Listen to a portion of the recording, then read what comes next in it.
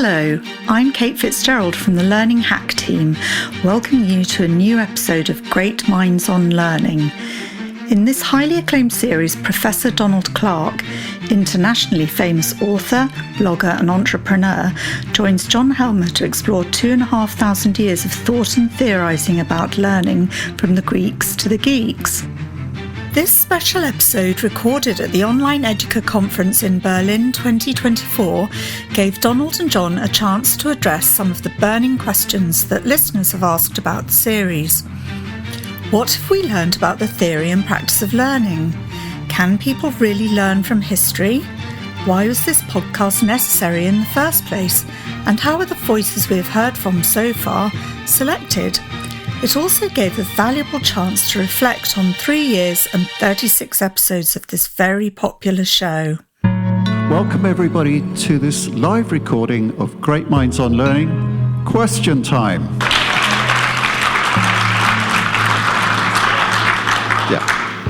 Thank you. I'm your host, John Helmer, and with me as ever is our own resident great mind, Donald Clark.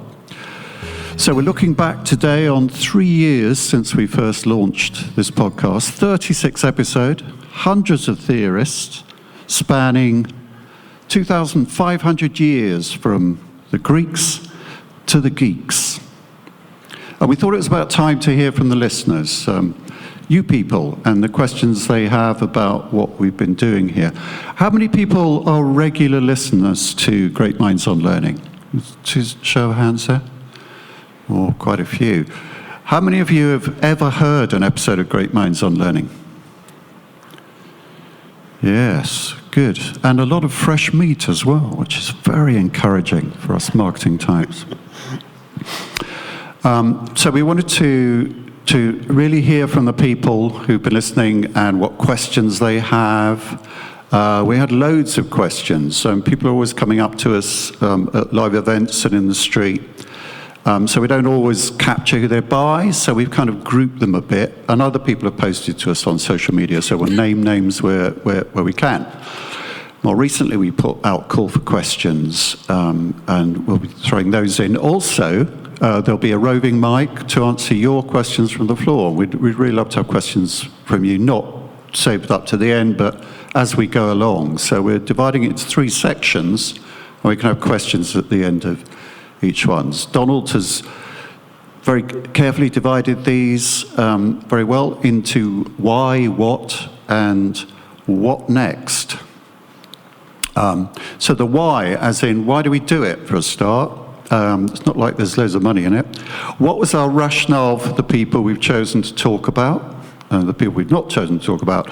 What are the lessons we've learned? Is the what? What's the picture that emerges from what we've seen so far and what we learned from all this? And finally, we'll talk about what next. How do we see the future? A lot of futurism going on at this conference. And we're just going to add a bit more. So first of all, I'd like to turn it over to you, Donald, to talk a bit about the background to the podcast, which really has its genesis in your blog and a huge number of posts you've amassed over the years about these learning theorists, a formidable resource. Donald, from your point of view, how did it come about? Well, this was a long time ago now, so I'm getting on a bit. And it was... When I first came into this industry, something weird happened. So it was the learning industry, and I knew nothing about learning. Okay, but we had started a business, and we had to earn some money to live on. And it turned out to be a hugely successful business. But at the beginning, I was going into these rooms and hearing names like Bloom and Maslow and so on. I had no idea who they were. It turns out that people who were using these names didn't know either. So, but I'm a sort of research guy by background, quite data-driven. I'm a bookish person. So I went and bought the books, and I went, God, this is an amazing industry here. Nobody knows shit about anything, honestly. So the first one was Bloom, and Bloom is I really like Bloom to this day, but I hate Bloom at the same time because everybody's obsessed by that stupid triangle pyramid, which he never did. This is my first exposure. So people were showing me this on slides, this amazing triangle. I thought, that seems a bit weird and simplistic, just this crappy knowledge stuff down at the back. And of course, me, as a member of faculty or a trainer, will take you to nirvana with a transformative critical thinking path at the top of the pyramid. I thought, that seems like bullshit to me. And it turned out to be bullshit, of course, because his pupil actually rewrote the theory, going, knowledge is marbled like fat into the meat. It's much more complex and nuanced than that pattern. Then Maslow came along, and I go, I don't even know why you're telling me about Maslow. What has this hierarchy of needs got to do with me as a teacher or a trainer or anything? And of course, it has nothing to do with you as a teacher or a trainer. Nobody walks into a classroom quoting Maslow's hierarchy of needs. I went back and read Maslow. Turns out I'm one of the few people I've ever met in my life who's actually read any Maslow. Because again, they were just using the pyramid without much thought. And of course, Maslow was the worst researcher in the world. He just chose his friends. It was complete bullshit, really. There's nothing like a hierarchy like that. So that was the second one. And then I came across Myers and Briggs. I'd never heard of them either.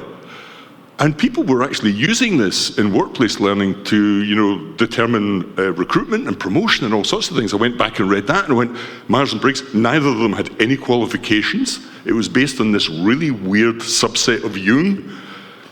I was going, this is amazing. So I said, so I had some people in the company, and I said, I've read all this stuff. I'm going to start training people in the stuff that I'm picking up at the same time. And that was 1985, and I've been doing it ever since. So I was just whenever I heard a name, I'd go back and do the reading and write an article, about 2 pages, in order to do that. So that was the origin of the thing, really. It was my personal need, but also my very clear perception that the world of learning isn't very reflective on it. If you're in engineering, every engineer who would know who Newton was, who Einstein was, and they would know theories of forces. In the learning world, if you say, who are the big theorists in learning theory? People struggle to name 3, and even the 3 they name, they don't know, they have certainly never read any of them, in my experience. But they quote them freely. Another one was Vygotsky. That came much later. I went, that's interesting. And I found this massive bias in people that in the literature I was reading, or the conferences like this I was coming to, there was this massive bias towards social constructivism as a theory, which I was a bit suspicious about. I'm not a social constructivist, but I thought, this is interesting. And people kept quoting Vygotsky to me. So I went back and read Mind and Society, and thought that he's only written 2 books. And I was going, the stuff people are telling me isn't Vygotsky at all. It's just some vague idea that all learning should be social and we should all get together in little rooms and groups and learn stuff. It was as primitive as that. So this is what led to a more rational approach to it all, really, was my skepticism about what I was hearing and an attempt to just get it more objective.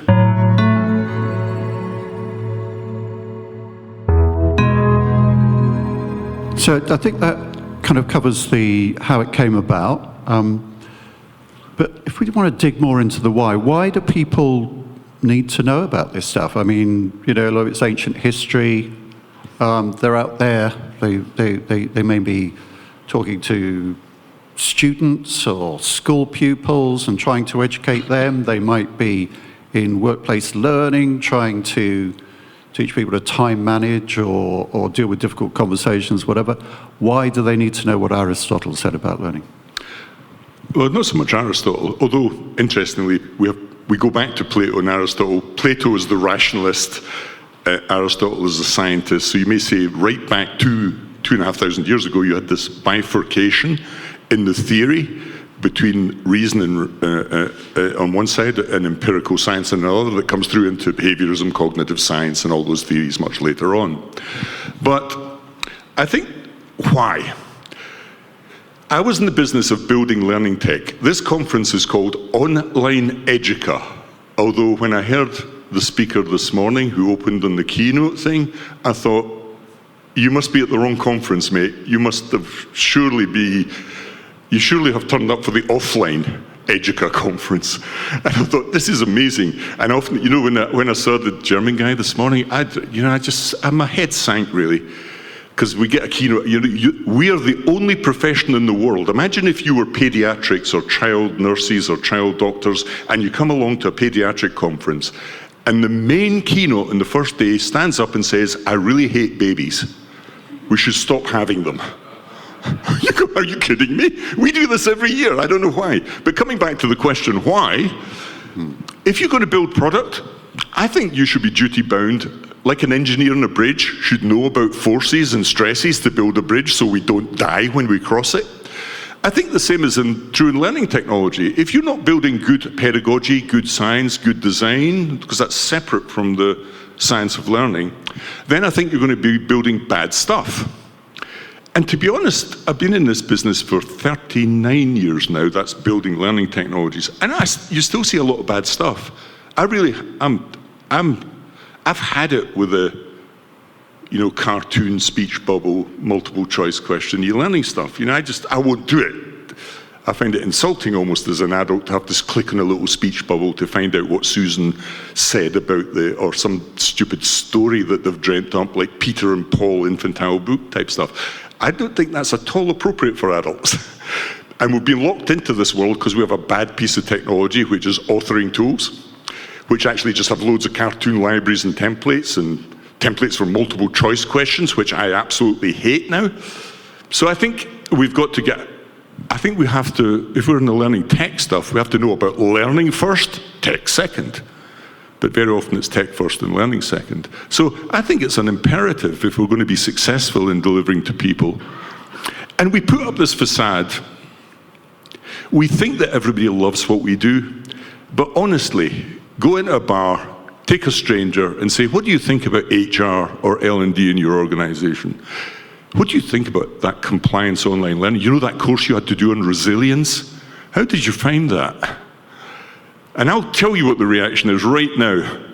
They will sigh, they'll roll their eyes and go, "Jesus, where is this coming from?" In other words, we're a supply industry now. It used to be L&D would listen to the business, supply stuff, good stuff, in response to real goals, real people's needs. Now we're telling people what they're going to learn.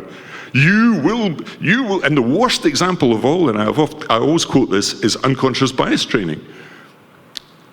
Since when did any individual middle manager in L&D HR have the right to come in and probe my unconsciousness, find those deep, dark creatures in there, and then accuse me of racism, sexism, or whatever? That is bizarre. Do you have any qualifications in psychotherapy? Even Freud didn't do this. And of course it's bogus, because the IAT test, even the people who designed the IAT test said, "Don't use this is madness." So I think sometimes by ignoring learning theory, we ignore good practice and we do terrible things. So learning theory keeps us on the straight and narrow, as it were, in theory. But what was your rationale for the selection that you made? Now, we've had a lot of questions about this. Why did you select these people, not others? I think we'll deal with the not others a bit later. But for now, how did you go about finding a rationale for the selection?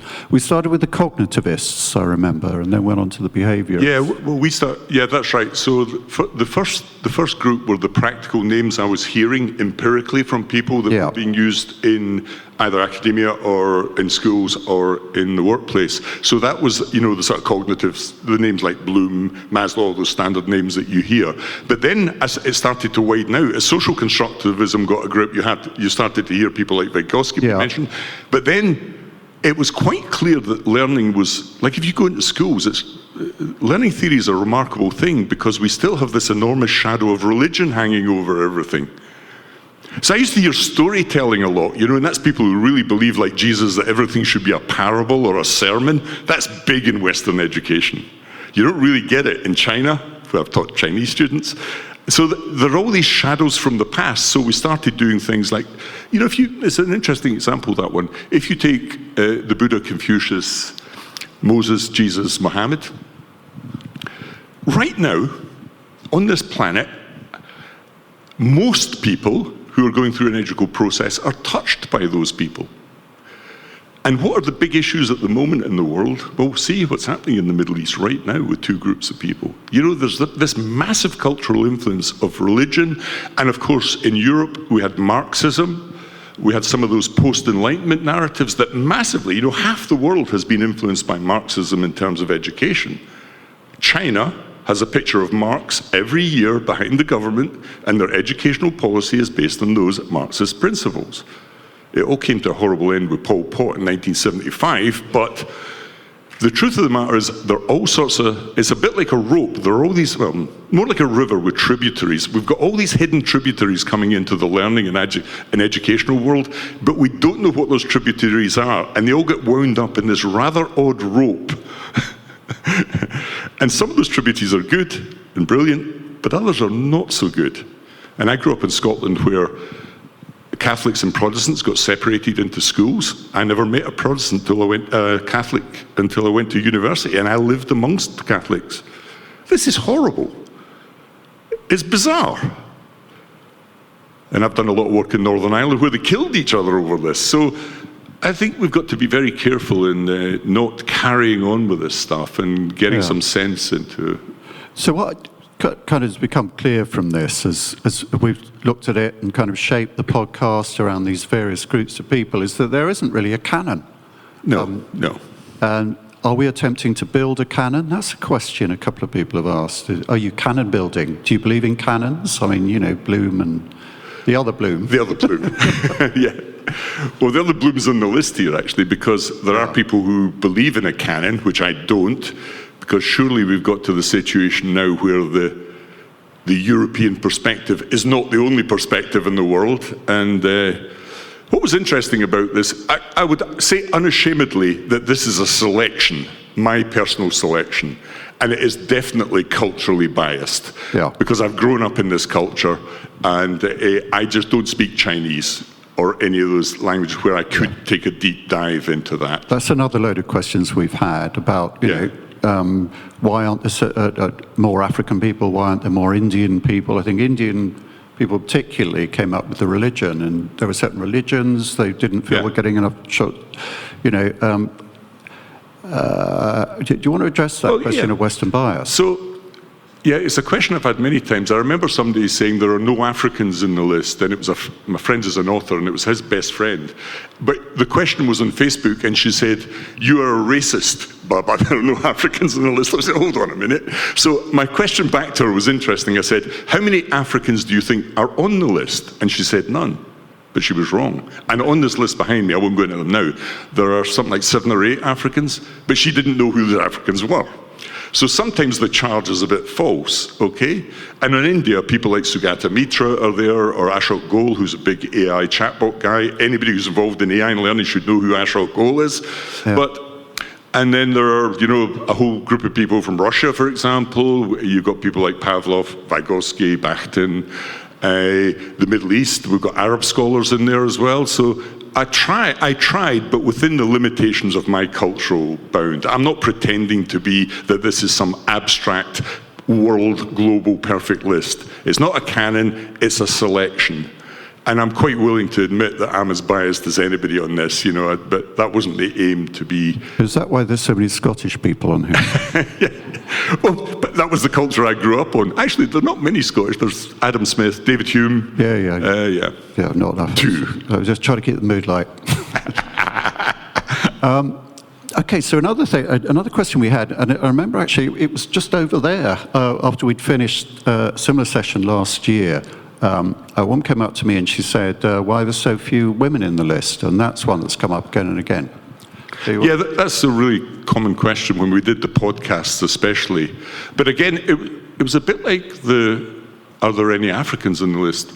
So the question I always put back is, so that is the list up, the list, I saw the list of 300. My question was, how many women do you think are on that list? So there's 300.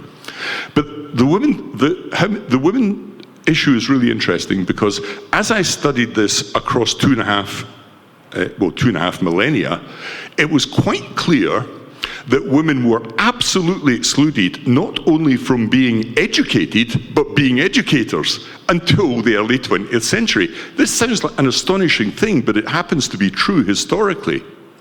So the first woman we have in there comes actually a woman from the Sumerian culture, but it's questionable whether she exists. The first woman was Hypatia. Anhedwana. Yes, that's right. Yeah, useful mnemonic. So that is, girls just wanna. Yeah. That's right. That was the first woman we had on the list. Then Hypatia, who was a philosopher in Alexandria, who got torn to shreds for her teaching methods, as did, of course, Socrates famously was killed because they thought he was polluting the minds of the young people in Athens. But then there's nothing. And there's nothing because the religious imperative through the Middle Ages was such that women had no opportunities to be either educated or educate others. Now, there's a very interesting woman here, which I discovered much later, called Martin, and she has written extensively on this. In other words, it's not that women weren't educating people. Women were mothers, they were matriarchs in society. They had an enormous role on educating people, but it was unrecognized and much more in the culture than through institutions.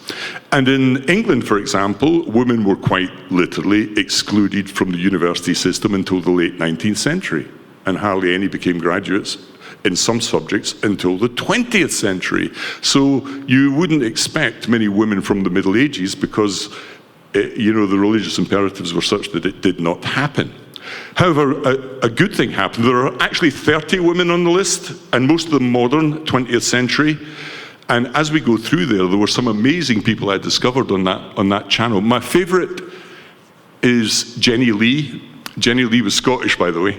Oh, yeah. Jenny Lee was the brains behind the Open University, which is the biggest university in England now, 200,000 students, and other open universities owe a debt to her work. Amazing character. Judith Harris, who nobody's ever heard of, changed my life personally.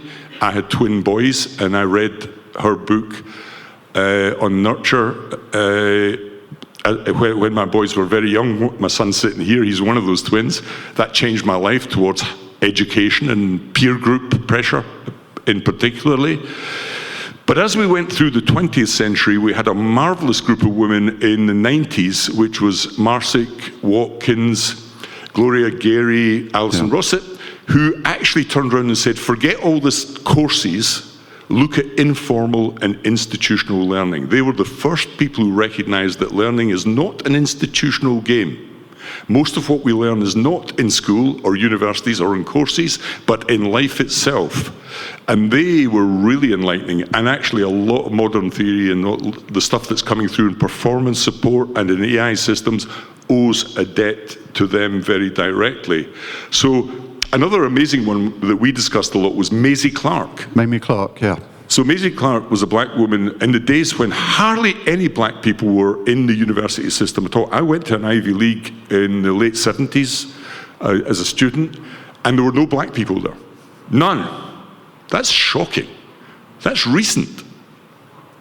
And so Maisie Clark is a really exceptional character who was heavily involved with her husband in using dolls as experiments to uncover racism in both teachers and learners, and an amazing set of experiments. And I really love Maisie Clark because her work was practically used in courtrooms during the civil rights movement. Led to Brown versus the Board of Education. Yep. That's right. So she had a real causal effect for good in that sense. So there were a whole number of people like that were uncovered, I didn't know. And when I go around and say these names, many other people don't know the names as well, but I think it's important that we do, in a sense, excavate the very good people who have had a causal effect on our lives that deserve some recognition in a way, yeah. So as we get to the end of that why section, we have a roving mic. Are there any questions about that? Would anybody like to say, why didn't you pick so-and-so, my favourite theorist, or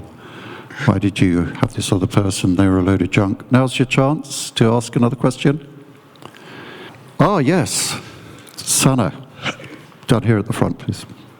It's not really a why question, but I was wondering what really surprised you in all this time looking into learning theories and learning theorists. What surprised you the most? There was one thing that I uncovered that I never knew before. And it was, there are two cognitive scientists called the Bjorks. Elizabeth Bjork was one of the women, in fact, and Roger McDaniel. So they did a lot of work on memory, shunting stuff from short to long-term memory through retrieval practice. But in every study, they had an extra bit in the empirical study, which was well designed, which was what were the learners' attitudes towards strategies in learning. And to cut to the quick, they came to an amazing conclusion, which is that learners are delusional about learning.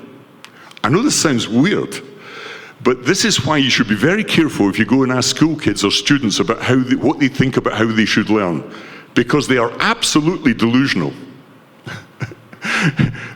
So they will give you their preferences, which is normally the path of least resistance. Okay? So they'll all say they love lectures, then not turn up to them. So the empirical evidence is 40% of students don't turn up to lectures.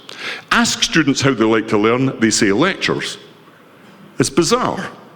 So the empirical evidence clearly trumps the qualitative stuff because they just don't turn up. Imagine paying for a meal in a restaurant. So I'm running a restaurant, you've all paid for a meal, and 40% of you don't turn up. That would be a bizarre experiment. And I'd come to the conclusion that I should stop making food and shut the place down immediately. But we have put up with this for years. So that was a really big surprise, that one. And I think other ones I've already mentioned, which is what you might call bogus or fake theory. So a slide I kept seeing in learning theory at these conferences was one that some of you may have seen, it's disappearing now. And it was a triangle again with 10%, 20%, 30%, 40%, 70, and 100% down the side. Now, anybody who's been involved in science would know that's bogus straight away. No data set ever comes down to 10, 20, 30, 40. And it's a thing called Dale's cone. I don't know. And the 100% was people learn best when they teach. Do you know that slide, the cone with 10, 20, 30? Now, my friend Will Thalheimer, who's an American, went and did the research. And I owe a great debt to him because he found that it was complete fake and that the person who had designed the triangle had gone back to an academic reference with the citation, a guy called Zhu, Z-H-U. He contacted Mr. Zhu at Harvard, and Mr. Zhu had never heard of Dale's cone, and it was completely fictional. In other words, it was a fake. So I have seen the Vice Chancellor of a British university put that in his slide deck. I've seen it in conferences all over the world.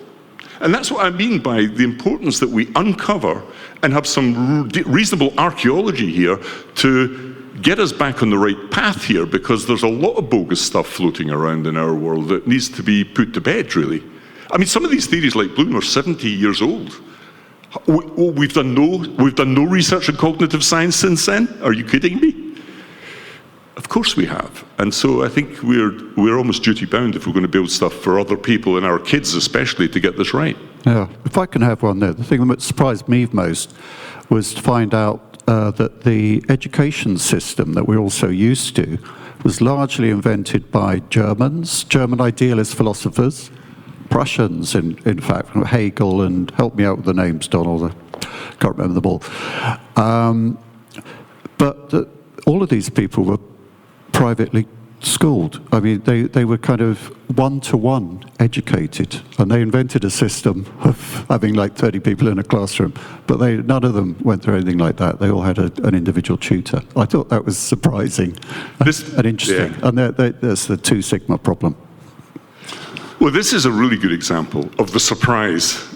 So, looking at the university system for a minute, it was quite clear what its history was. So all came around in the late 18th century through a group of German idealists. And these are names you'll know, like Goethe, Schelling and so on.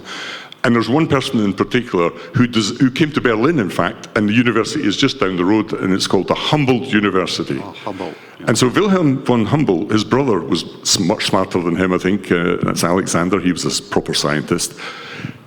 He was one of those people who were tutored at home, but decided that a university should be like this. We're going to have people who don't have to have any qualifications in teaching everybody. That was a mistake. That everything should be informed by research. I'm not convinced by this to this day. and that it should be a special elite group of people who inform society, and so on and so forth. Now that went through America, swung back around, and basically I've taught in universities all over the world, and they're all pretty much identical. They follow the Humboldtian model. Now, the Humboldtian model is flawed because it was based on German idealists, people like Fichte, on a high sense of individualism. This morning I gave an internal laugh on this because I'm sorry to go on about this, but the speaker, the German speaker, I've forgotten his name, sorry, but he said at one point, and he said this, of course, Germany is full of humanists. We have humanists in Germany, but over there in America, they're really hard to find. I went, holy shit, did he really say that sentence? And he did. And this is an astonishing form of European arrogance, I think. Astonishing form of arrogance, that just because they voted somebody you don't like, they're not as morally virtuous as you. And we've got to get rid of all this stuff out of our system. And he also had a Bloom's, did you see the coloured pyramid? Like, really? It's everywhere, this stuff. But we've got to be more serious, I think, in terms of the science and empirical evidence around what we do. It's not all science and empirical evidence, of course. There's sociology, political theory, economics, all sorts of things in the mix here.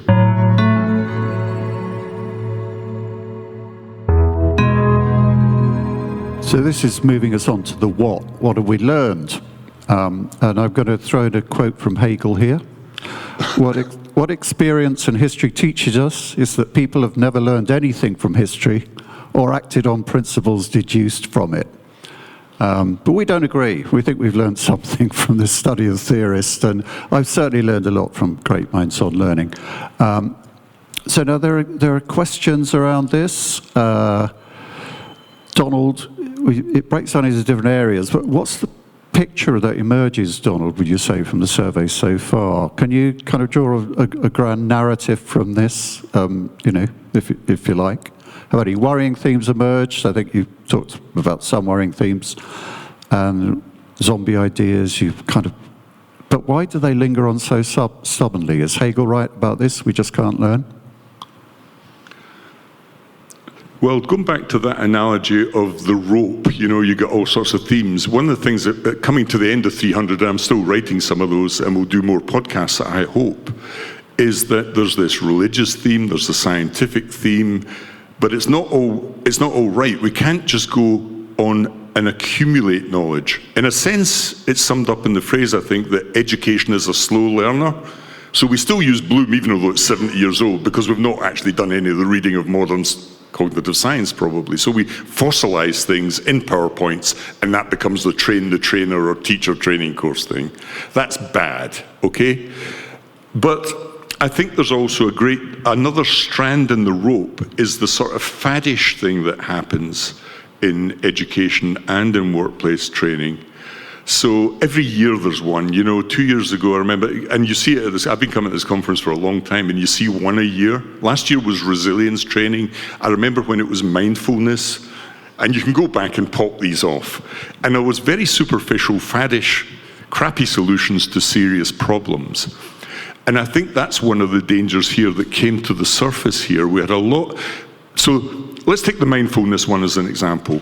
There is a very strong theme in Western education and in workplace learning around therapeutic solutions that come straight out of Freud. So we cover Freud, we do Anna Freud, we do Melanie Klein, and then subsequent people like Erickson, right through to all those people who are applying the sort of therapeutic solutions through training in our institutions. It's a direct line. They've all read the one previously, but it's extremely suspect in terms of science. The idea that everybody has a deficit. So if you go into a workplace now, you will experience training that says, you have several cognitive deficits. You're racist, you're sexist, blah, blah, blah, blah, blah, blah.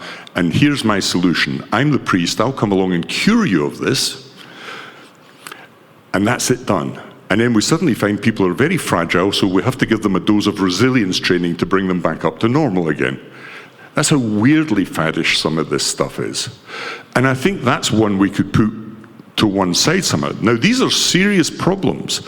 Diversity, exclusion, and inequality are massive issues.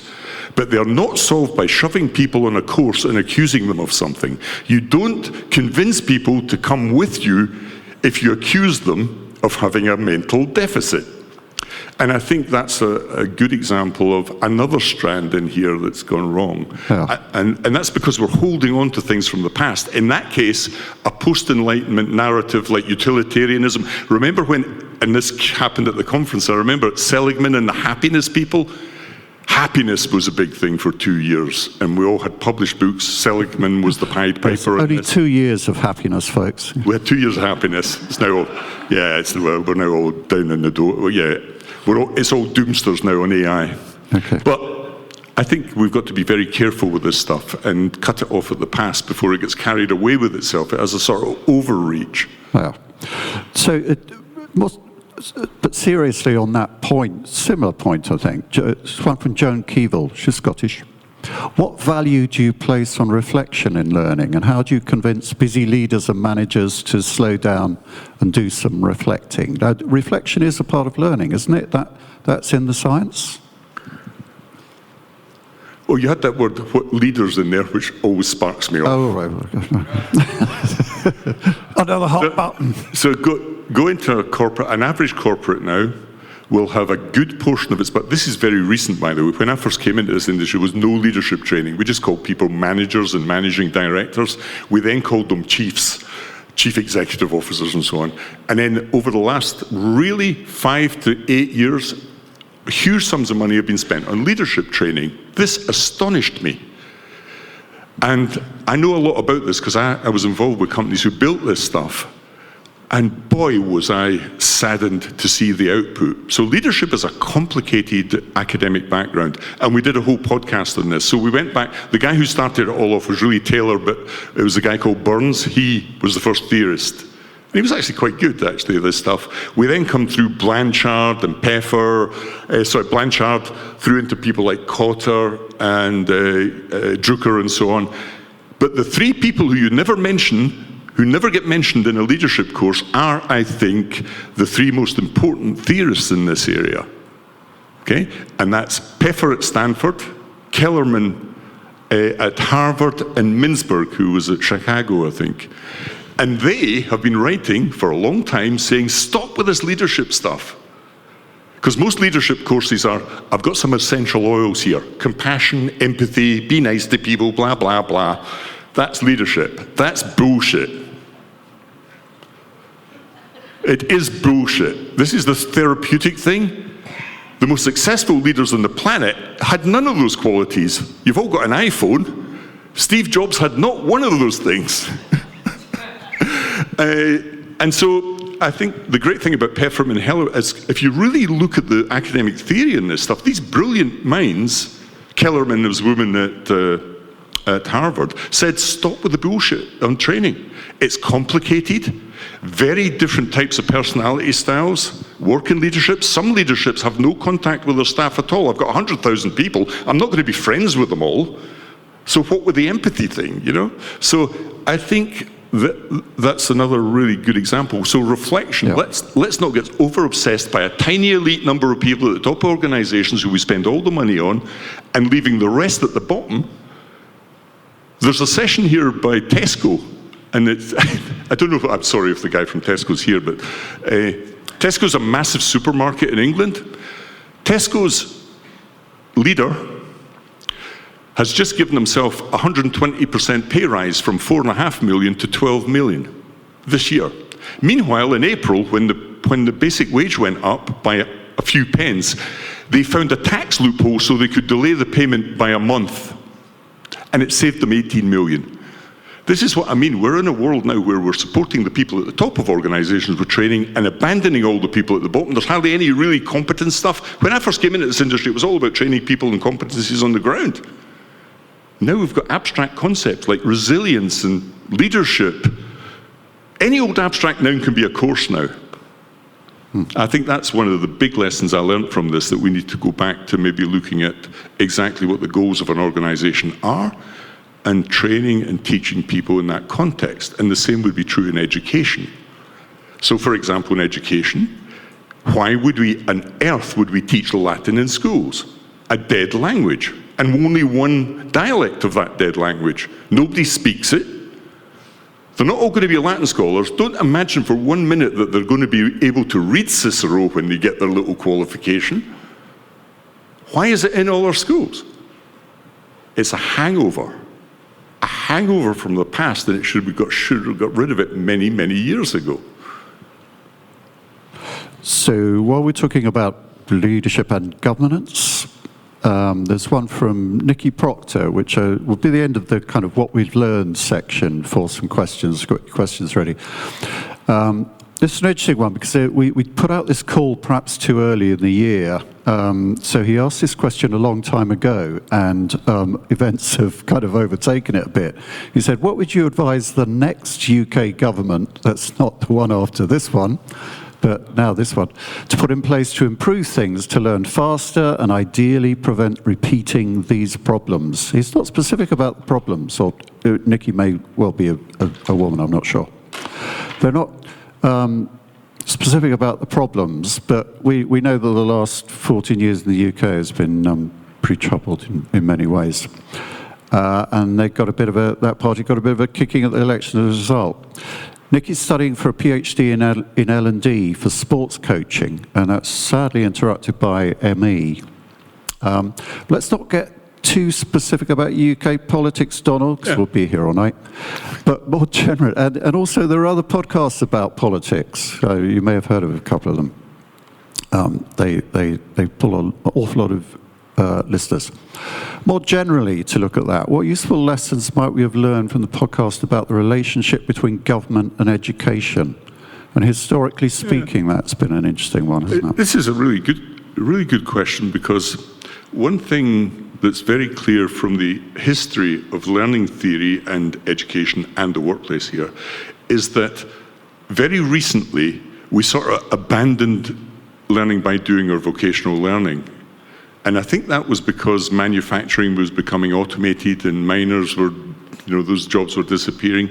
But this has been a huge mistake. So there are many good theorists on this going, by and large, even into the Victorian era, a school curriculum. I mean, I went to school and learned some woodwork, metalwork, and blah, blah. I did practical things at school. That's all gone now. And we have decimated our vocational learning system. So this is not about the UK or any country. Most countries in the developed world have abandoned or skewed the educational system towards higher education. Okay? So you send your kid off to school at age 5, they pop out 22, 23, they do a master's, blah, blah, blah. And by and large, all of that has been text-based. In other words, most of it has been reading and writing and critiquing text. I'm getting a bit older now, and I'm deeply suspicious of this.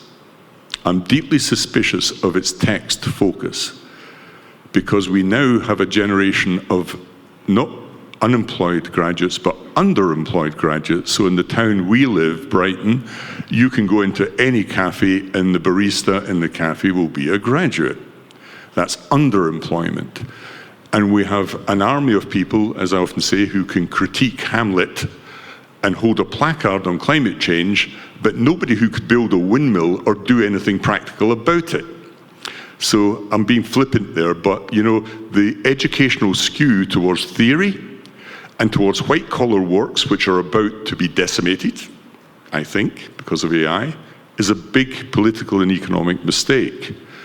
And at the same time, in many of our countries, we have massive shortages of skills. So in the UK, we have 40,000 vacancies for nurses. My mother was a nurse, my sister was a nurse, and I've said this many times, but they could not be a nurse in the UK now, because the educational system demands that a nurse be a graduate. And my mother, who's now no longer with us, it was not part of her world, her mindset to go to university. She was a working class woman who ended up working in factories, in fact. But she was a nurse as well. And I think I'm saddened by this, that we've abandoned vocational education and we underfund it. Because in my town, John will confirm this, we have building going all over the place for foreign students, and they go straight into really good luxury accommodation. And at the same time, we have homeless people sleeping in the foyers of those buildings. And I think enough is enough on this, really. I think we've got to get a rebalance in the system politically. So that would be, and I've been a trustee in various big organisations in the UK, Learn Direct, City and Guilds and Vocational Learning, because all my life I've believed that we've abandoned the 50% of kids who don't go to university, and that's been a brutal, unfair and unsustainable thing. So that's one of the big things I learned when doing this was, there's like one half of this is missing, learning by doing, learning to do stuff. And if all you've done is write essays and attend lectures, when you hit the real world, you'll find that you never get a lecture again and you never write an essay again. So even as a form of assessment, it's bizarre. So we get this big fight. And I feel sorry for people who are locked into this. The essays in the humanities is the essay.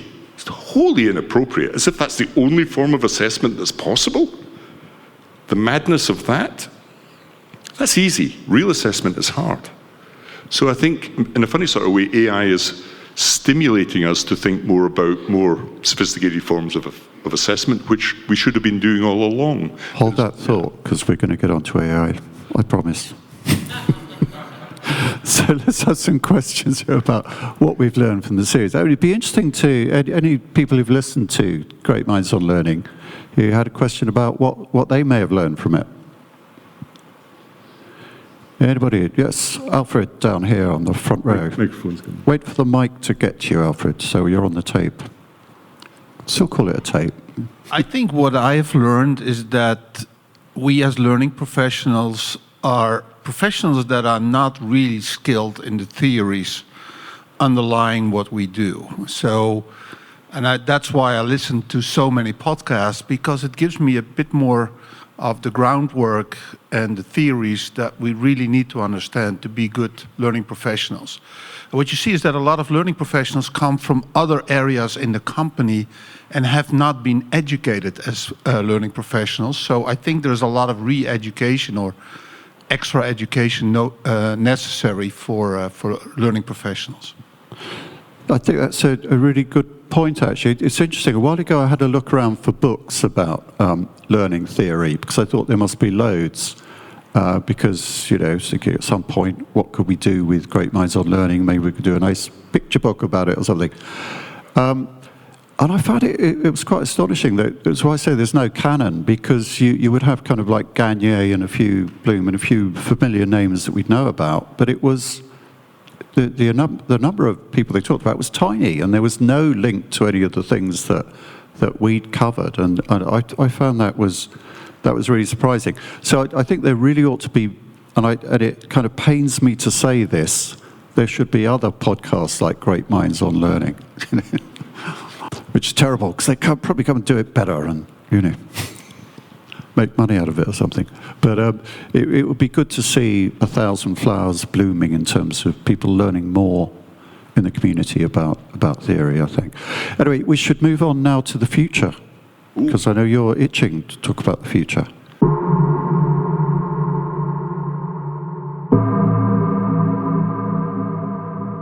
So the next question really is, what next? So here's a question from regular listener Jeff Vaughan, friend of the podcast, virtually.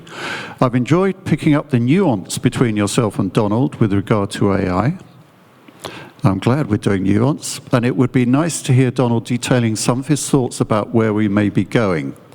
Donald, a good number of our episodes have been about AI from its earliest roots, and I think people have felt that you had something really interesting to say about drawing out the roots of AI and where it's going now. I did an episode on generative AI this time last year. Such the pace of change in that market and in that kind of development of different tools, that field, we probably need an update. So how would you answer, Jeff? Rather than jumping straight into the AI thing, the one thing that the history of learning taught me, and I wrote a book on this actually, I got so absorbed and interested in it, was the history of technology and learning is not what you think. It's much deeper. So let me give you an example. The invention of fire, which is probably Homo erectus, some people would argue not, a bit later. The invention of fire is really interesting because it extends your waking life into darkness, and you need a hearth and you need people sitting around the hearth, so you get an increase of storytelling and quite possibly an increase in skills transfer, because as adults have to teach young people how to make tools, clothing and so on. So this dialectic between technology and learning and teaching is really interesting, I think. For example, I was in Lascaux this year in France and went into these amazing caves, and you see these astonishing images, but they are not possible without fire and light and brushes and pigments. So it goes way back, this thing. And then we have, of course, the invention of writing, only 4 places, in Egypt, Mesopotamia, Mesoamerica, and China. And amazing things happen when we have writing, but that's based on technology. It's based on papyrus, brushes, cuneiform, clay tablets. But then we jump forward now. It's always been here. There was a big one that took place, which was the invention of the blackboard. This was an amazing thing, because I went to school with a physical blackboard and chalk, and for the first time then it had a massive effect on pedagogy. Before that, teachers would talk to their learners without turning their back on them. I think the blackboard was a disaster in learning, because suddenly everybody turned their back. And I remember going to Edinburgh University and going to a physics lecture, and the guy didn't even turn around once in the whole lecture. He just started on 3 gigantic blackboards and wrote formulas out and walked out the door at the end. So sometimes the invention of a technology is not good.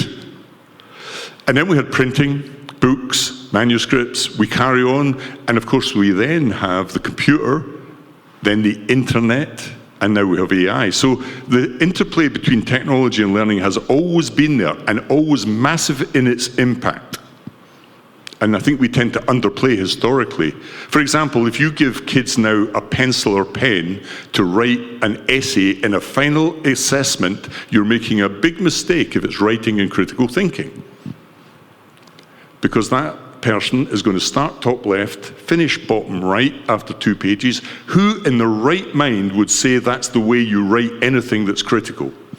You don't cut and paste. You don't change any words. You do nothing. You start them. So what do kids do? They memorize essays. They look at the past papers, make a probabilistic guess that these are the 3 themes that are coming up. They'll probably do 4 just to cover themselves. It's what I did. It's what every other student in the history of education has done for decades. And we call it critical thinking. The sort of madness sometimes of, the inappropriateness in that case of a pen or a pencil for writing long-form critical texts. So I think then jumping to AI, I think this is what has given us, I've never seen anything like this in technology, but I've never seen anything like this that offers us so much opportunity, which is why I was depressed this morning when I saw the first speaker. Because it was that doomster tale, that's that sci-fi doomsterism, robots everywhere, give me a break.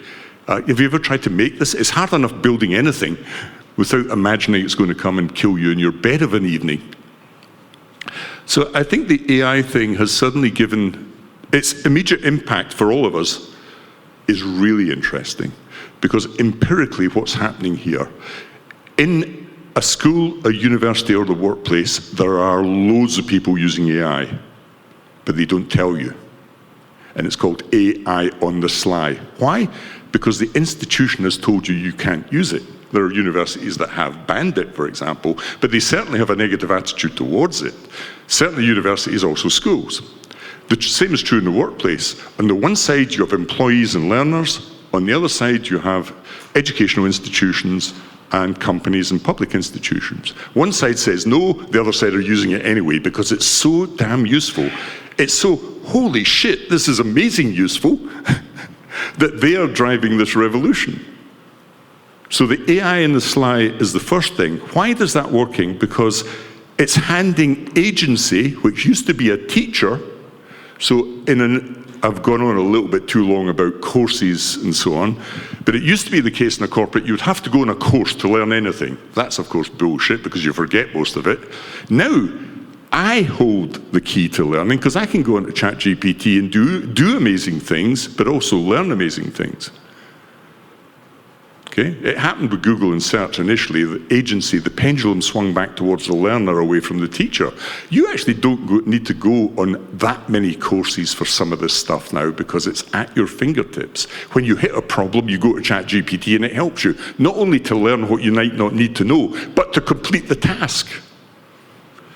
That's a good thing for me. You know, these tools are like the calculator. I remember when the calculator produces numbers, AI produces text. A calculator is a number generator, AI is a text generator. Relax, folks. Don't get too utopian about this, as if everybody's going to be a researcher in the university and all the citation. I have some people saying, oh my goodness, but surely every piece of text you write in AI should have a citation. I go, what world are you living in? A university. No, most communication is on social media, it's text, it's nothing to do with research. And that's why this stuff is found to be wholly practical and useful. And a lot of the fringe cases, how many E's are there in Raspberry? Who cares? Who asks that question? Anybody? Anyway, I think we're worrying too much about abstract edge cases here. But my own view is that this is an amazing technology and it changes damn well everything. It changes the nature of work. It changes how we learn, why we learn, what we learn, especially how we learn. And that we've got to embrace it whilst being aware of its downsides and dangers. But that's true of all technology, so let's get on with it. Do you think the sort of example you mentioned there is a kind of function of the fact that why generative AI in particular has suddenly got so kind of mainstream and everyone's obsessed with it, is that instead of being about maths, suddenly this thing is about language. So, you know, liberal bubble people like me whose skills probably tend more towards summarizing Hamlet than building windmills, suddenly feel, oh yes, this is about me. It's not about maths at all. It's language. I can get some agentic AI and I can talk to it in language, which I learned at my English literature degree summarizing Hamlet, get it to build a windmill for me. Yeah, I don't think we should be too myopic about seeing generative AI as text only. So it's already multimodal. Oh, well, it's pictures as well. Yeah, but it's kind of moved into things we all deal with that are not, you know, part of a way there that's just the maths and the coders and the... No, that's right. So, I mean, you have to give it time. This is only 2 years into the generative AI stuff. Yeah. Some of the stuff took centuries to develop, you know. But the interesting thing about how quickly this is happening now, so let me illustrate that by example. So next year, Google have made an announcement that you'll be able to upload videos to Gemini, and it will do a full analysis on the video. Now, if you're an educator and you've worked in vocational learning, you'll go, thank God somebody's done this at last, because you can actually assess performance. Okay? You can actually upload a video and it will give you analysis of what the person was doing, whether they did it well. A simple example would be sports coaching. Okay? So I'm giving a talk I live in Brighton, I'm a Brighton and Hove supporter, and I'm so delighted because I'm giving a talk on AI and coaching at my football club in December. But they are talking about AI and coaching. And it's already hit them big time. They're using extremely sophisticated visual analysis on how to improve specific techniques in lots of sports. So it's the physical world, you know, it's now moving into that contextual work and the world of doing that I like so much. And I think we'll have a sort of renaissance in being able to assess and teach practical skills through this sort of stuff that's away from the text-based stuff. So my nephew, well, it's my wife's nephew on that side, he has a company that puts those ducts into restaurants, you know, those big silver things you see, it's very fashionable to have it in a restaurant now. And when they put them in, they very often make a big mistake and the inspector comes along and they have to rip it out again. So the people who work in his company all have ChatGPT 4.0, the latest one, a paid-for version, and these are people with tools hanging off their belts. And they take pictures of it and then they test it against the BS and ISO standards so that it meets the standards so the guy inspector's not going to rip it out. So we must remember, it's not all about universities and schools here. There's the real world where people do real jobs that this stuff can be applied as well. And I think we'll see AI moving into that whole image recognition, 3D world as well, very, very quickly indeed, as it already is. And another good example would be avatars. So I was showing Jeff, I've made several avatars of myself, which just speak. You type in a text, speaks, any language. So there's Herman here from South Africa. Herman very kindly invited me to South Africa last year and had the avatar speaking Zulu, various languages. I mean, it was an amazing thing. You can now go to HeyGen and have an avatar of yourself, send a video from your mobile phone, and it will be interactive. You can ask it questions. That's weird. I never thought that would arrive on my desk anytime soon.